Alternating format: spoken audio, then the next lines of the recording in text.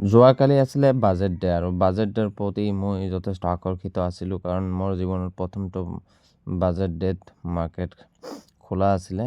যোৱাকালি ৰবিবাৰ আৰু ৰবিবাৰ থকা সত্ত্বেও বিশেষ বাজেটৰ কাৰণে মাৰ্কেটটো খোলা আছিলে আৰু মই ৰাতিপুৱাই মাৰ্কেটটো ধুনীয়াকৈ এনালাইচিছ কৰিছিলোঁ।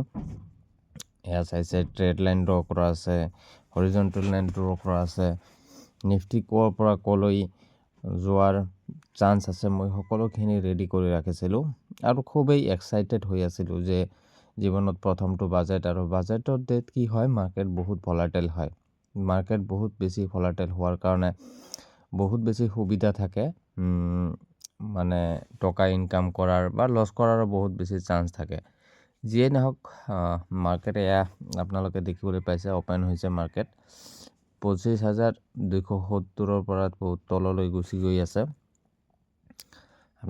বাজেটৰ দিনত মোৰ প্ৰথমটো ট্ৰেড আপোনালোকে দেখিবলৈ পাইছে 25,350 কলত মই এটা ট্ৰেড প্লেন কৰিছিলোঁ আৰু এইটো ট্ৰেড প্লেন কৰাৰ মোৰ মূল উদ্দেশ্যটো হ'ল মাৰ্কেট নিফটি 50 ষ্টাৰ্টিঙত বাজেট ডে হোৱাৰ কাৰণে বহুত বেছি ওপৰলৈ যোৱাৰ এটা সম্ভাৱনা থাকে। এইটো থাকে যেতিয়ালৈকে বাজেট ছেশ্যন ষ্টাৰ্ট নহয়, অৰ্থাৎ বিত্তমন্ত্ৰী যেতিয়ালৈকে নিজৰ ভাষণ নাৰাখে তেতিয়া আগমুহূৰ্তত মাৰ্কেটটো ওপৰলৈ যোৱাৰ চান্স থাকে আৰু সেই চান্সটো মই গ্ৰহণ কৰি মাৰ্কেটৰ ট্ৰেডটো প্লেন কৰিছিলোঁ। এয়া চাইছে প্ৰথমতে খুব বেছি নহয়, লছৰ পৰা মাৰ্কেটটো ষ্টাৰ্ট হৈ মোৰ প্ৰফিটত অহা আৰম্ভ হৈছিলে আৰু এয়া প্ৰফিট ষ্টাৰ্ট হৈ আছিলে, প্ৰফিট চলি আছিলে। তাৰ মাজতে মাজে মাজে নেগেটিভতো গৈছিলে। এয়া চাইছে 100, 150, 200 প্লাছ এনেকুৱাকেই লছ গৈছিলে। তৎসত্ত্বেও কি হয়, প্লাছত আহিছিলে, অৰ্থাৎ মাৰ্কেটটো আকৌ ঘূৰি ঘূৰি পজিটিভত আহি আছিলে।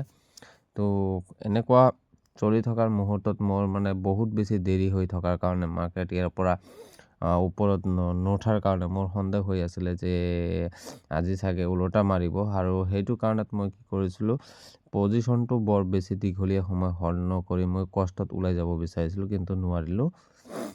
এয়া হ'ল মোৰ বাজেট ছেশ্যনৰ ছেকেণ্ডটো ট্ৰেড ষ্টাৰ্ট হোৱাৰ পিছতেই মানে মাৰ্কেটটো এটা ধুনীয়া ষ্টাইলত গতি কৰি আছিলে আৰু মোক প্ৰফিট দিবলৈ ষ্টাৰ্ট কৰিছিলে, কিন্তু 300 মান প্ৰফিট হোৱাৰ পিছত আকৌ এই নেগেটিভ ষ্টাৰ্ট হ'বলৈ ধৰিছিলে।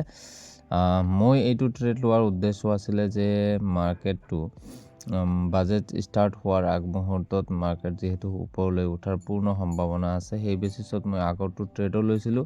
সেই ট্ৰেডটো যদিও মই কষ্টত এক্সিট কৰিছিলোঁ, কিন্তু কথাটো হ'ল কষ্টত এক্সিট হোৱা নাই, মোৰ ব্ৰকাৰেজ চাৰ্জটো যাব।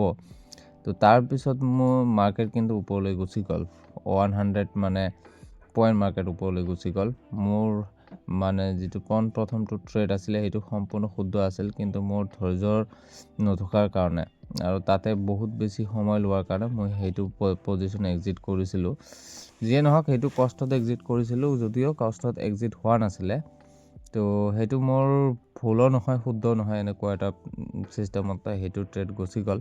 তো ছেকেণ্ডটো ট্ৰেড, যিটো ট্ৰেড বৰ্তমান চলি আছে, সেই ট্ৰেডটো মই লোৱাৰ উদ্দেশ্য হ'ল মাৰ্কেট ডে হাই যেতিয়া ক্ল'জ কৰে, ডে হাই ক্ল'জ কৰাৰ পিছত মাৰ্কেটটো এটা আপ ট্ৰেণ্ডত মানে যোৱাত 10 পইণ্ট বা 20 পইণ্ট এটা চান্স থাকে যে সেইটো দিবলৈ, অৰ্থাৎ লিকুইডিটি তাতে হাৰ্ণ কৰিবলৈ ওপৰত যায়।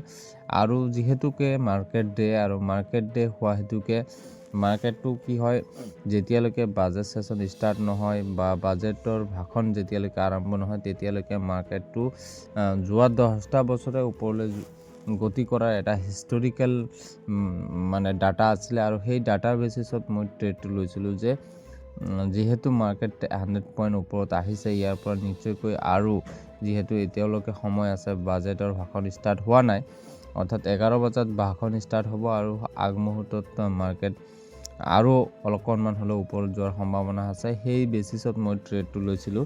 কিন্তু ট্ৰেড লোৱাৰ পিছত মোৰ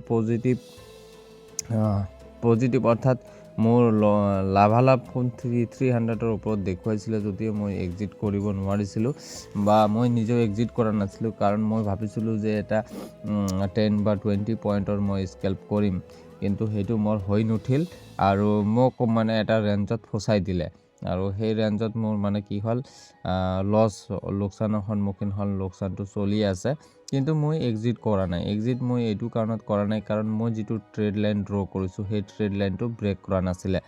এয়া চাইছে আপোনালোকে ট্ৰেড লাইন ব্ৰেক কৰা আৰম্ভ কৰিছিলে, আৰু মই ধুনীয়াকৈ বেলেগ এটা মোবাইলত পজিশ্যন ধুনীয়াকৈ মই ষ্টাডি কৰি কেনে মই পজিশ্যনটো ইয়াতে লৈ আহি ছেট আপ কৰি দিছিলোঁ যে এইখিনি পজিশ্যন হাৰ্ড কৰাৰ পিছত মই এক্সিট কৰিম। কিন্তু তলত আকৌ এটা ট্ৰেড লাইন আছিলে, মই সেই ট্ৰেড লাইনটো থকাৰ কাৰণে মই ভাবিছিলোঁ যে এই ট্ৰেড লাইনটো যিহেতু ব্ৰেক নকৰিলে, মই গতিকে মানে SL হাৰ্ড হ'ব নিদিওঁ, মই SLটো ট্ৰেইল কৰাই দিছিলোঁ।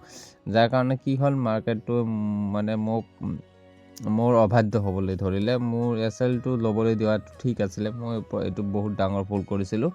কিন্তু তেতিয়া সেই ভুল লগা নাছিলে। মানে কি হ'ল, মই ভাবিছিলোঁ যে মাৰ্কেটটো ট্ৰেড লাইন কমপ্লিটলি ব্ৰেক কৰা নাই, মাৰ্কেটটো ইয়াৰ পৰা ওপৰত উঠিব, গতিকে মই অকণমান ধৈৰ্য ধৰা উচিত। যিহেতু লছটো অলপমান বেছি গৈছে, মই তাতে ধৈৰ্য ধৰা আৰম্ভ কৰিছিলোঁ। আৰু ধৈৰ্য ধৰাৰ কাৰণে কি হ'ল, মাৰ্কেটটো মোক আকৌ এটা গ্ৰীণ ছিগনেল দিব ধৰিলে যে মই ইয়াৰ পৰা ওপৰত উঠিম। মোৰ তেতিয়া কি হ'ল, মানে তাতে এটা হেমাৰ কেণ্ডেলো হৈ গ'ল, যিহেতুকে তাতে ট্ৰেড লাইন আছে, হৰিজণ্টেল লাইন আছে, আৰু এটা ছাপৰ্ট এৰিয়া। যিহেতু বৰ ডাউট হৈ গ'ল যে যিহেতু হেমাৰ কেণ্ডেল বনাইছে, ইয়াৰ পৰা মাৰ্কেট ওপৰত যাব।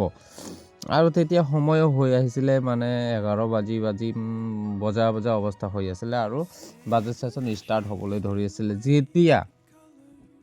যেতিয়া নিৰ্মলা সীতাৰামনে মানে বাজেটৰ ভাষণ ষ্টাৰ্ট কৰিছিলে, তেতিয়া মাৰ্কেট মানে এটা, দুটা, তিনিটা এনেকুৱা ৰেড কেণ্ডেল বনাব ধৰিছিলে, সৰু ৰেড কেণ্ডেল, আকৌ গ্ৰীণ কেণ্ডেল বনাব ধৰিছিলে।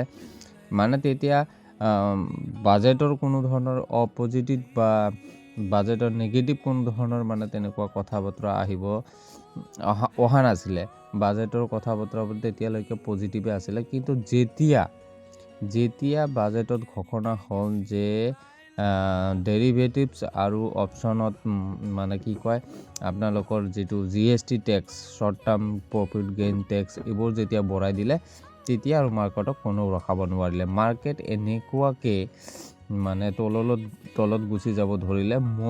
মোৰ যিহেতু SL একো নাছিলে, খুব কম সময়ৰ ভিতৰত মাৰ্কেটটো ইমান জোৰেৰে তললৈ যাব ধৰিলে। মোৰ লছ ইয়াত আপোনালোকে চাব পাৰিছে যে 3,500 ওপৰত লছ ষ্টাৰ্ট হৈ আছিলে।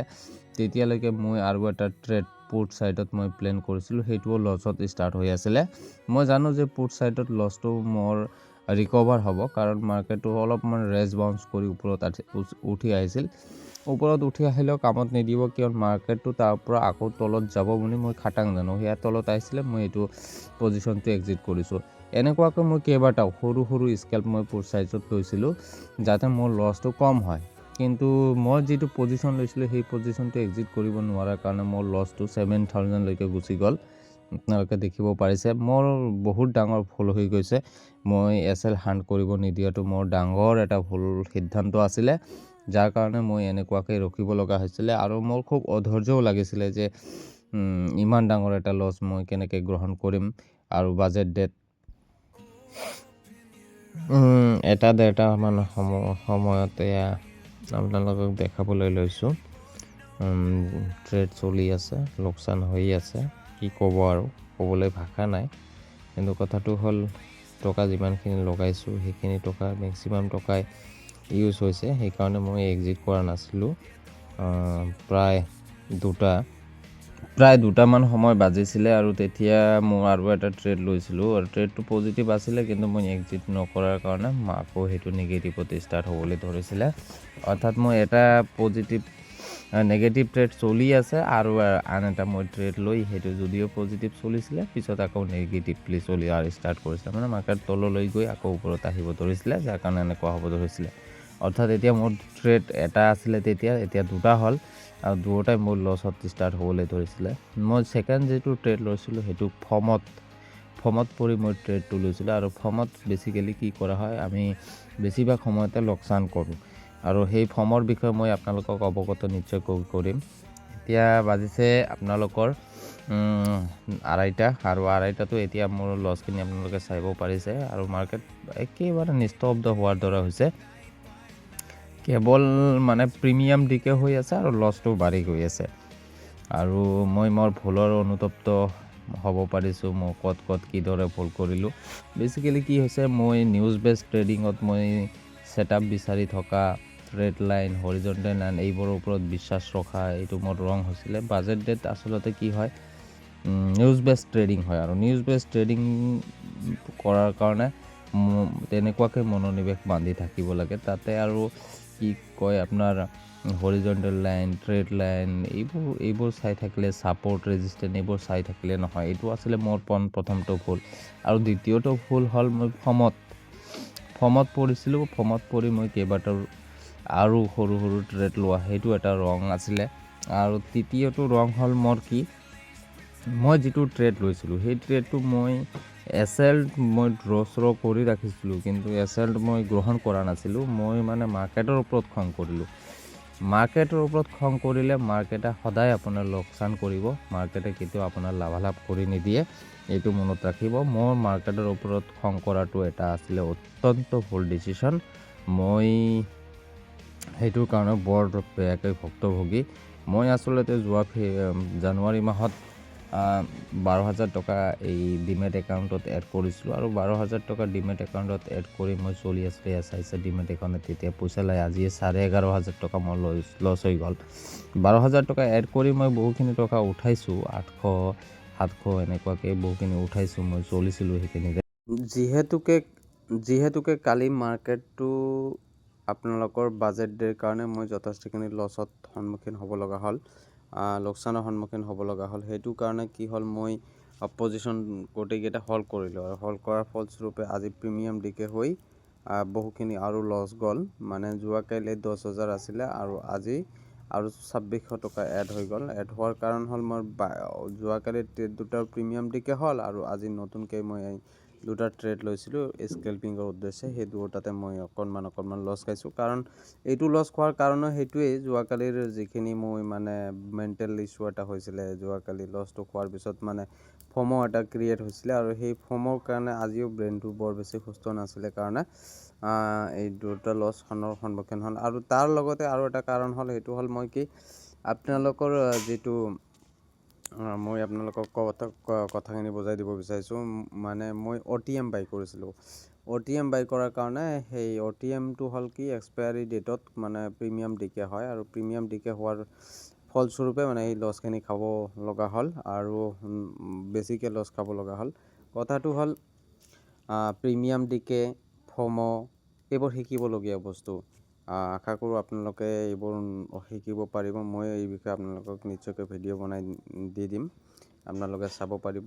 তো আজি আপোনালোকৰ মাজৰ পৰা বিদায় লৈছোঁ। এতিয়া নেক্সট ভিডিঅ' কেতিয়া আহে নাহে সেইখিনি সঠিককৈ ক'ব নোৱাৰোঁ, কাৰণ মোৰ কি কয় যিখিনি টকা আছিলে ডিমেট একাউণ্টত সেইখিনি শেষ হৈ গ'ল। বাকী ডিমেটত নতুনকৈ আকৌ টকা এড কৰাই নিশ্চয়কৈ ভিডিঅ' বনাম। এইকেইদিন 2-এটা দিন পিছত ভিডিঅ' আহিব পাৰোঁ। আশা কৰোঁ আপোনালোকে সকলোৱে ছাবস্ক্ৰাইব কৰি ৰাখিব আৰু বেল আইকন অন কৰি ৰাখিব।